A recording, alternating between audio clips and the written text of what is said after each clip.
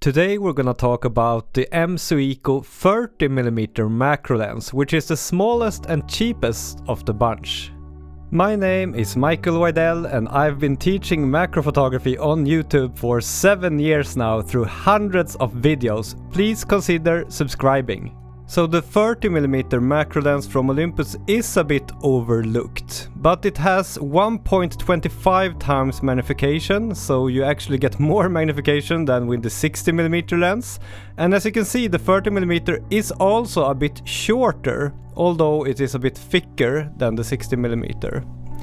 And of course it is cheaper as well, around $300 here in Sweden, while the 60mm is around $500. So today I was very excited to go out on a photo walk with the 30mm macro lens. I used my Cygnustech Diffuser, which is custom made for the 60mm lens, but I figured the 30mm is close enough in size to probably work, and it worked fairly well. I used the Godox V350 flash, which is great for fast focus stacking, which is something I wanna explore in this video, how well it works with this lens. We will also look at how it works together with the Rengnox DCR250 to get even more than 1.25 times magnification.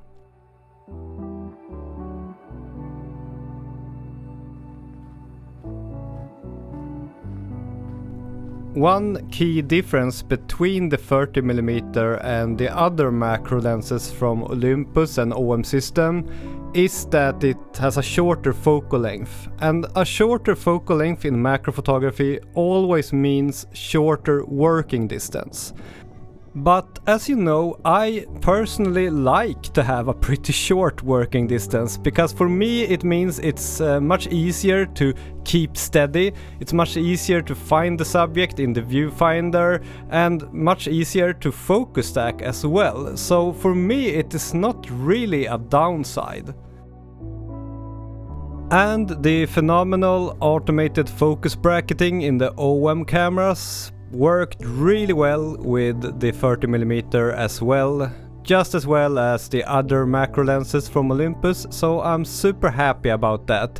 It was so much fun to go out with this extremely lightweight and extremely small lens and do focus stacking out in the field. Really lovely experience. And when I started to see the resulting photos in my viewfinder in my camera, I was also amazed by how beautifully this lens renders. I love the bokeh, I love the sharpness, I love the overall look that you get with a slightly wider macro lens like this one.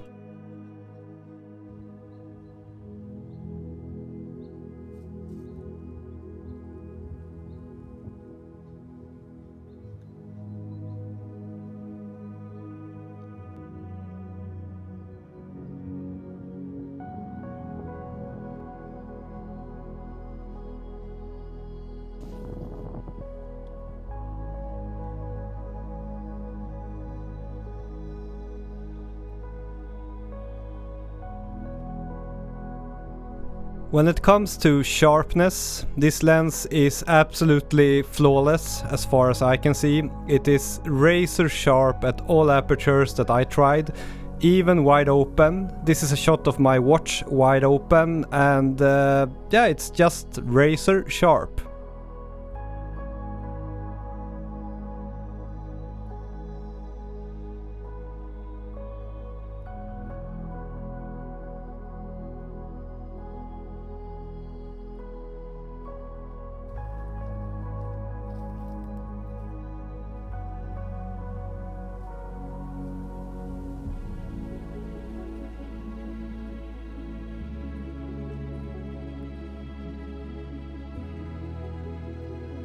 For the past 7 years I've been doing hundreds of insect macro photo walks around where I live, and one thing I have learned throughout these years is that very often a 2-hour photo walk is about finding that special place, that special plant or bush where you will get most of your photos from the photo walk.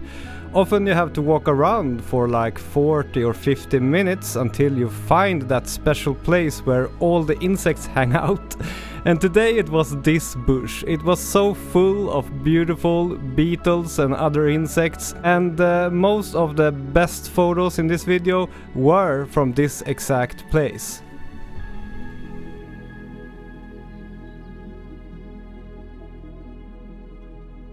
An area like this, which is on the edge between a forest and an open field, a meadow, is often a really good spot to find many different kinds of insects. Between sun and shade is a good place to look.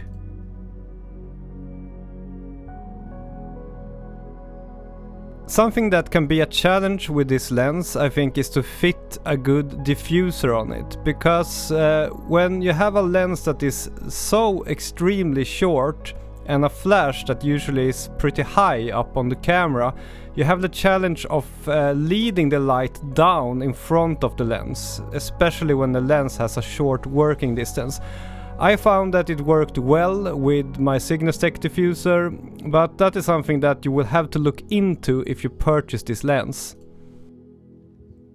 I also decided to, for fun, try my trusty Raynox DCR250 magnification filter with a 46-43mm step down ring to make it fit on the 30mm macro lens, to see if it would work well and if I would get a lot more magnification. One challenge with the Raynox is that if you use it on a lens with a short focal length, like 30mm, you will get less magnification increase than if you use it on a long focal length, like 60 or 90mm. So you will not get like a dramatic increase in magnification. And the images with the Raynox come out great. Super sharp, beautiful. It was simple to focus stack even with the Raynox on. The only issue I had really was that the working distance together with the Raynox was very short. So that was actually a bit frustrating, that I had to almost push the subject against the lens to get the focus right. So if you're planning to use the Raynox a lot with your macro lens, I do not recommend you to buy the 30mm because the working distance will be very small. Then I recommend you to get the 60 or the 90mm instead. But it is possible and it gives beautiful results.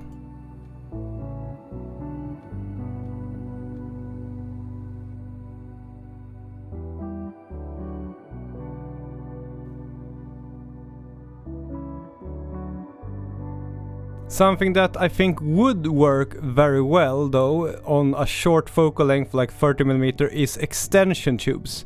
The shorter the focal length, the more magnification you will get from extension tubes. Unfortunately, I did not have time to try this in this video, but I think you would get good results with extension tubes on this lens.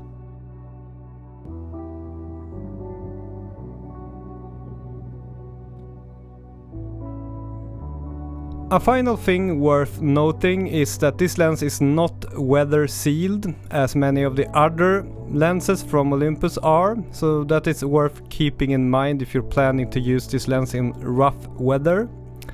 All in all, I think this is a great purchase if you want to get the cheapest possible macro lens for Olympus that can still do automated stacking and that has autofocus.